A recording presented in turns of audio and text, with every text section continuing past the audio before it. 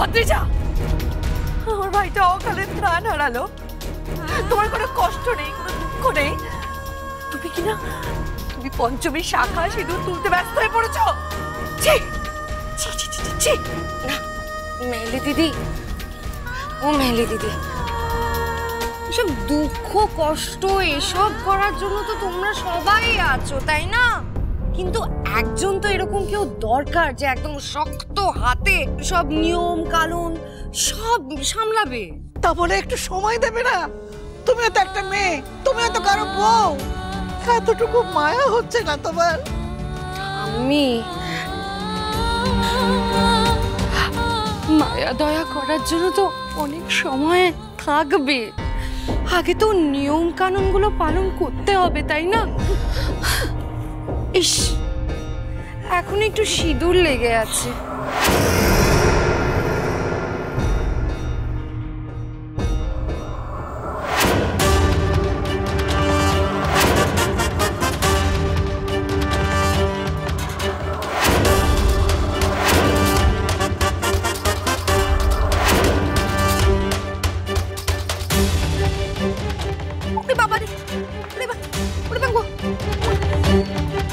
সাহসের বাবুতে আর সিঁদুর মুছিয়ে দিলে তুমি?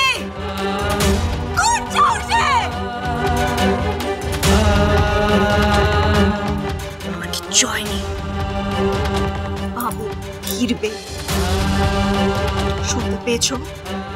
বাবু ফিরবে, যার সন্তান স্বয়ং বাবা নীলকণ্ঠের অংশ, কোনো বড় ক্ষতি হতে পারেনি, বুঝতে পেরেছো? দেখেছিস দেখেছিস তুই কিরকম ছেলের ভয় দেখায় সবসময়? ছেলের শক্তির জোরে ওরা তো দাপট, তাই না? দেখাচ্ছি দেখাচ্ছি তোমাকে দাপটের মজা। এই এই দাদা, এই দাদা, তুই তুই ওর ছেলেটাকে বাড়ি থেকে বের করে দে তো। খবরদার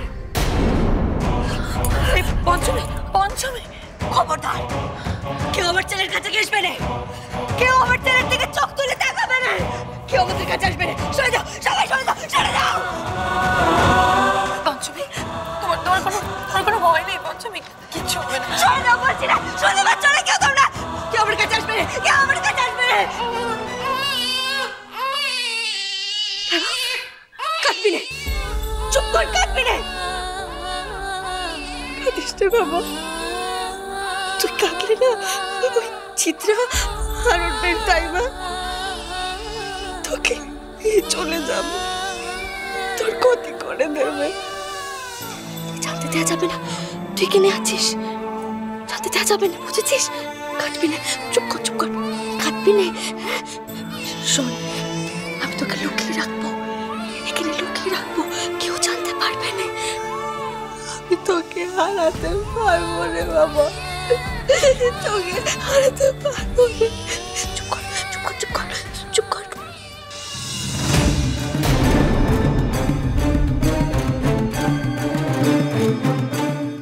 তারক, তুই তোর বাবাকে ফিরিয়ে আনবি তো? আমি জানি তুই তোর বাবাকে ফিরিয়ে আনতে পারবি, ফিরিয়ে আনবি তো বাবা? হ্যাঁ, ফিরিয়ে আনবি তো? হ্যাঁ। কেসটা কি হচ্ছে? এই ছেলে তো মা যা বলছে তাই করছে। এই ছেলে সত্যি দেবতার অংশ? এর জন্য বাড়িতে মন্দির হবে, একে নিয়ে হই হই হবে। আর এমন ছেলের মা হলে কি আর পঞ্চমী দেমাকে মাটিতে পা পড়বে? না না, আমাকে যে করে হোক এই ছেলেকে বাড়ির বাইরে পাঠাতেই হবে, যাতে ওর লীলা খেলা বাড়ির সকলের চোখে না পড়ে। এই এই দেখো, দেখো, ঠিক ধরেছি, ঠিক ধরেছি, ওর মাথাটা একদম গেছে। আরে দেখো দেখো কিরকম বিড়বিড় করছে, ছেলের দিকে তাকিয়ে কিরকম হাসছে কাঁদছে। পুল্লরা, এই পুল্লরা, এদিকে আয়। পুল্লরা। কি বলবি? শোন, বলছি এই পঞ্চমী আর ওর ছেলে তারকনাথ, ওদের সব জিনিসপত্র সার্ভেন্টস কোয়ার্টারে রেখে দিয়ে আয়। যা যা যা।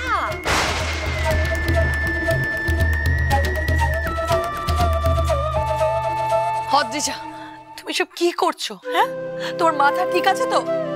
পঞ্চমীর মনের অবস্থা তুমি বুঝতে পারছো? এত পাষাণ একটা মানুষ কিভাবে হতে পারে আমার জানা নেই। আমি পাষাণ মেলি দিদি? হ্যাঁ, আর যেই মানুষটার জন্য তোমার তোমার ভাই আজকে আর নেই, শেষ হয়ে গেছে, তুমি ওর ওই কথা বলছো মেলি দি? হ্যাঁ, কেন আজকে বাঁচাতে পারিনি কিঞ্জলকে? কেন বাঁচাতে পারিনি তুমি আমাকে বলো? হ্যাঁ, ওর জন্য কিঞ্জল মরেছে। না, মরেনি, আমার বাবু মরেনি। কেউ মরার কথা তুলবে না বাড়িতে, কেউ নেই। আমার বাবু মরেনি, বেঁচে আছে, বাবু বেঁচে আছে, ঠিক ফিরবে।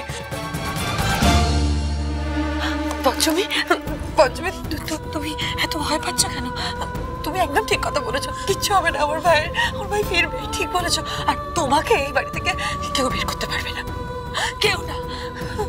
কিচ্ছু হয়নি, আমি জানি বাবুর কিচ্ছু হয়নি, বাবু ঠিক ফিরে আসবে, ঠিক ফিরে আসবে, বাবুর কিচ্ছু হয়নি, কিচ্ছু হয়নি। ও কাকিমণি, দেখো না ও কেমন করছে, মেয়েটার কি হলো বলো? বুঝতে পারছি না, মেয়েটা এত যন্ত্রণা পাচ্ছে, এত কষ্ট পাচ্ছে। ও তো কোনোদিন কারো ক্ষতি করেনি, কোনো পাপ করেনি, তাহলে তাহলে কেন ওকে এত বড় শাস্তি পেতে হলো বলতে পারিস?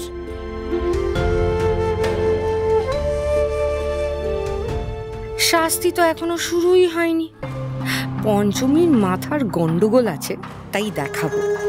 আর জেঠিমণি তো ছেলের শোকে পাথর হয়েই আছে, ব্যাস আমার আর চিন্তা কিসের। এই সুযোগে আমি আমার এতদিনের স্বপ্ন পূরণ করব, এই বাড়ির কর্ত্রী হব আমি।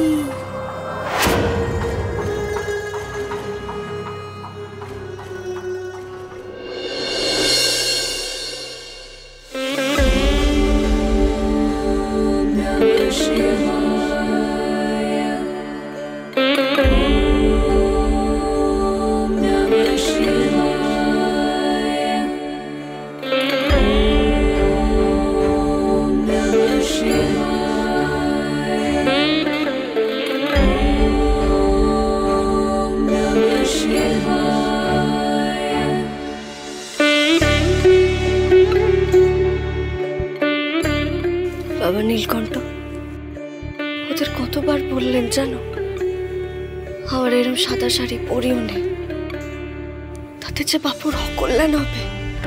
হয়তো বেধবা নই আমি বেধবা, কেউ আমার কথা শুনলই না। ওরা না মানলেও আমি জানি আমার বাবু ঠিক ফিরে আসবে, ঠিক ফিরে আসবে।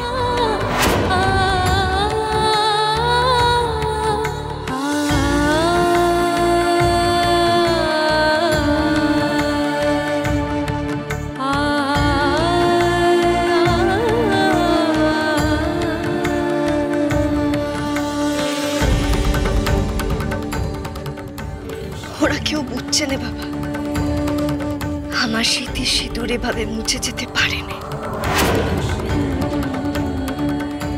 কিন্তু এই কথাখানা কি করে ওদের জোর দিয়ে বোঝাই বলো তো?